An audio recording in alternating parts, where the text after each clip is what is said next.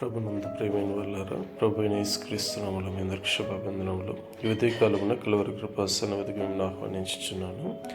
2వ సమూయేలు గ్రంథము 19వ అధ్యాయము 40 నుంచి 43 వచనములు చూసుకున్నప్పుడు, దావీదును యూదా వారందరూ ఇశ్రాయేలు వారిలో సగం మంది తోడుకుని రాగా, రాజు కింహామును బర్జిల్లయికు మాట ఇచ్చినట్లు వెంట పెట్టుకుని గిల్గాలునకు వెళ్ళినట్లు చూస్తున్నాం. ఈ విధంగా ఉన్నప్పుడు ఇశ్రాయేల్ వారందరూ కూడా రాజునతకు వచ్చి, మా సహోదరులను వారు ఎందుకు రీతిని దొంగిలించుకుని యుద్ధ యువతలకు తోడుకుని వచ్చిరి అని చెప్పినప్పుడు యూదా వారందరూ కూడా, రాజు మీకు సమీప బంధువుడుగా ఉన్నాడు, మీకు కోపం ఎందుకు, మేము ఆయన ఉదయం చేయమి ఆశించలేదని చెప్పినప్పుడు, ఇశ్రాయేల్ వారు, రాజులో మాకు 10 భాగములు ఉన్నవి, కాబట్టి మీకంటే మేము దావీదునందు అధిక స్వాతంత్ర్యం గల వారము, రాజును తోడుకుని వచ్చుట గురించి మీతో ముందుగా మాట్లాడేవారు మేమే, మమ్మలను మీరు నిర్లక్ష్యం చేసేది అని చెప్పడం చూస్తాం. యోధా వారి మాటలు ఇశ్రాయేల్ వారి మాటల కంటే కఠినంగా ఉన్నట్లు వ్రాయబడి ఉన్నది.